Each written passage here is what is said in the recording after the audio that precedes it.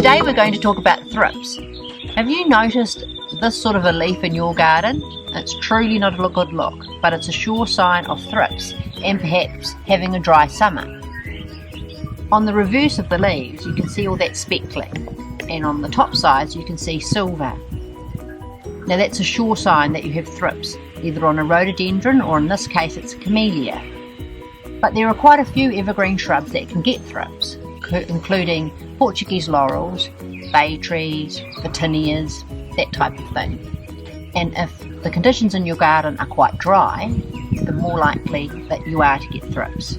Some areas in New Zealand are less prone to getting them than others, so if you're in one of those areas you're lucky, but in my instance I'm not. You can deal with thrips at any time of the year, but the best time to deal with them is as soon as you see it, because the position will only get worse. Thrips are quite fast at spreading, so as soon as you see them, the options you have if you've got a hedge full of thrips is to give it a tight trim. Make sure that you clean up all the old leaves, because any thrips that are left in that will just come up and reinfest your bush. Give it a good spray with a combination of Maverick and End Spray oil.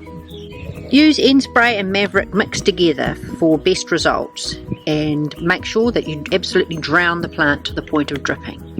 Or if you've got a systemic insecticide that'll come up right through the bush, use that as well, or instead of in fact. And if your trees or shrub is really struggling, you can pop in something called BioPower seaweed flake into the mix. You can use all three together, and this will stimulate new growth on your bushes and keep them very healthy, really help them recover. So the thing is, be aware of what thrips looks like, which is this silvering mainly on the top and speckling underneath. Sometimes can be quite a rusty colour, so rusty or silver.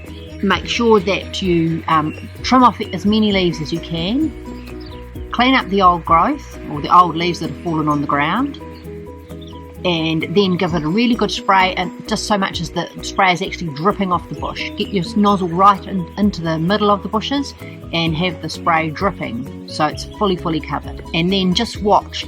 You may have to do it a couple of times if you've got a really bad infestation, and prevention is far better than cure. Thrips generally happen in the spring and the summer, so if you give a preventative spray in September or October and then perhaps another one after Christmas, you'll make sure you don't get any thrips at all, and that's the best outcome you can get.